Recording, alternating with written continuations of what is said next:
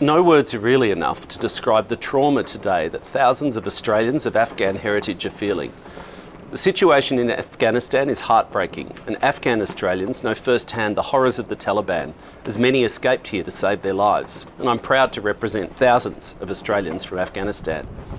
It's inexcusable that thousands of these Australians have been waiting for years for their family and partner visas to be processed. They're desperate to be reunited with their family and bring them to safety. Scott Morrison is guilty of lethal negligence for these deliberate delays. Under the Liberals, it takes an average of 43.6 months for a partner visa to be processed if your husband or wife or partner is someone from Afghanistan, yet only 7 to 9 months for people from Western Europe or the USA. This is effective discrimination, and Australians are now legitimately worried that their families will die because of what the Liberals have done.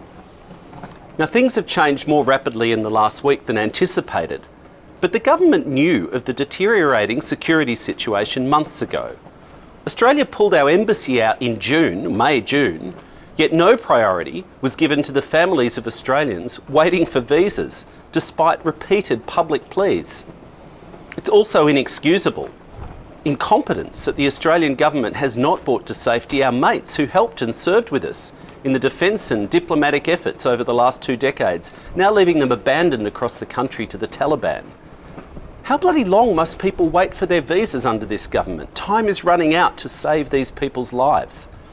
While the dust settles on the events of the last 24 hours, people in my community are fearful that it's going to be too late for many.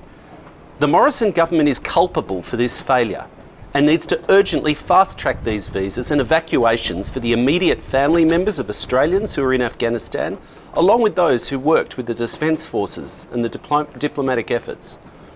The government must also urgently evacuate Australian citizens from Afghanistan unable to find a way out.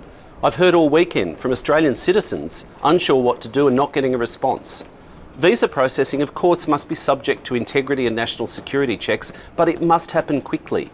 We're already seeing extraordinary scenes of horror reappear, reports of women being forcibly married, forced out of work and education, having women's faces painted over on billboards, random and targeted executions, and people fleeing. Everyone is at risk, but especially those from persecuted minority groups such as Hazaras, as well as Sikhs, Hindus and other small groups who must be prioritised for the refugee visas.